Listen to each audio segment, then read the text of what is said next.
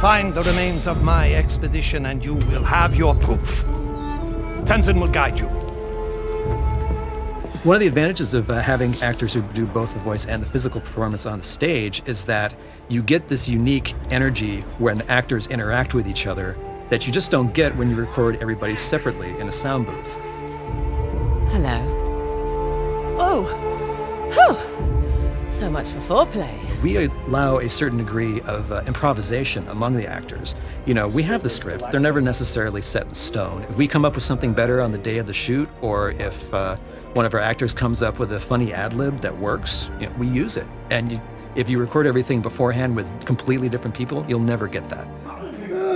That was great. I love that. The actors and the director, the motion capture director, really kind of treat their sequences like miniature plays, and they block them as if, you know, they're performing in front of a live audience, you know, but because there is no real camera there. There's, you know, virtual cameras all over the place. Oh, a girl can hit harder than that. We work from an outline that we created at the beginning of the project. We flesh out the script and we work on the scenes as we go, and then when we get into the studio, we have a rehearsal day with the actors, we revise the material together, we get it up on its feet, and we block it as if we were shooting film. Then the next day we get together and shoot it for real with the full crew there and the mocap suits and everything.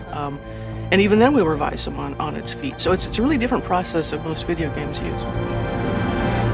What is it? We split the take. We split the take 3 ways, then you and I disappear together. There's been a lot of instances where you have studios who record the voices separately from the mocap, and the end result almost always looks, at best, looks like pantomime, and at worst looks like people running around flailing their arms. Let's not forget who walked out on who. The nice thing about motion capture is, unlike a live action shoot where, you know, if one person is okay in one take but the other person isn't, you're kind of having to choose between one or the other. I can choose anybody's take from any performance at any time so that we can always get the best possible result. The reason we're actually trying to capture the audio on the stage is because that's basically when the actor's in the moment and they're giving their best performance, and it just feels a lot better than when we ADR it. Often that feels, you know, kind of canned. You are the reporter who has been biting at my heels. You better pray that he is not bluffing. When I really get involved is really on the day of mocap shooting. So I'm there on the stage as we're recording the scenes, shooting the scenes with the actors, and I'm listening for continuity between takes. I'm listening for the right emotional tone between the actors. I'm listening for noise. I'm listening for all kinds of pollution in the sound. And we do a bunch of takes. I'm paying attention to it from sort of the holistic overview of how the performance fits into the larger story, into the script as a whole.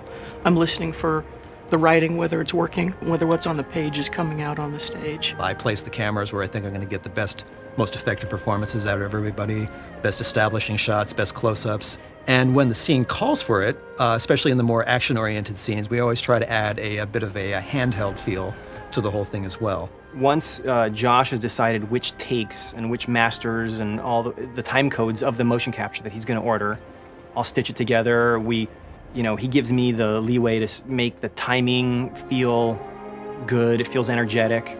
Then I go through all of the takes that we've recorded on the stage, not just the ones that we've selected. I'll make my best cut out of all that dialogue.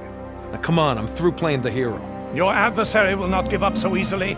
He will not stop until he possesses the thing he desires. The actors give us such great material on the stage, and when we come in, we have to complete that performance and make these characters really alive and who they are. That usually starts off with looking at what the characters are touching and what prop manipulations and how they interact with each other.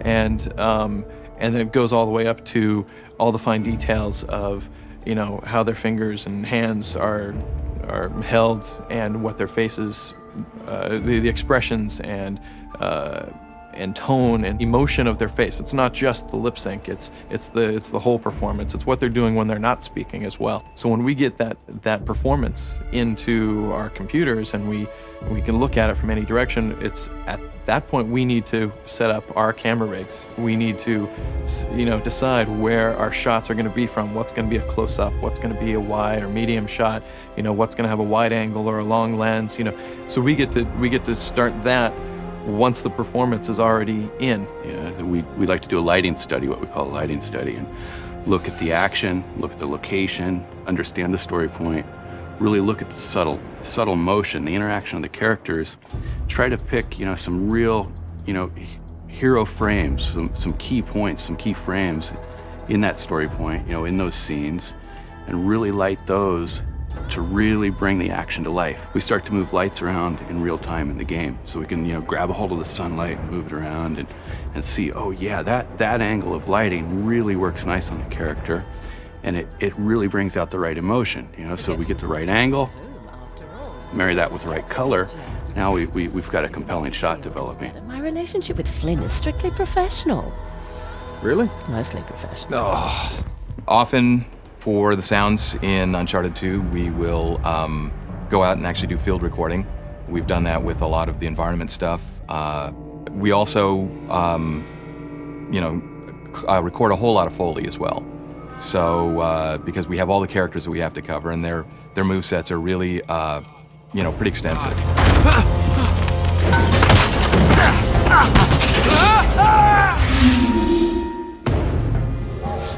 Well, since our goal is to make sure that this sort of cinematic experience that we're providing, both interactively and in terms of the pre-rendered cutscenes, is as seamless as possible, we wanted to make sure everything happened within the same rendering engine, which is our game rendering engine. It's awesome. I mean, it's amazing because, you can play the game, segue right into the cinematic, use the game engine to light these cinematics, bring them to life, and just make it really, really immersive, using the game engine. Just one goes into the other and out, and so continuity is just there.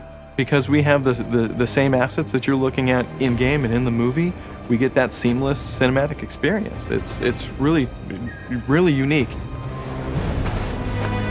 I suppose I should have quit while I was ahead. It's not just about the visceral thrill of what you're doing, it's about the emotional and the visceral thrill, and that's where having it be a character-driven story is so important. And it's great fun for the player to experience, and I look forward to it. It's a lot of fun.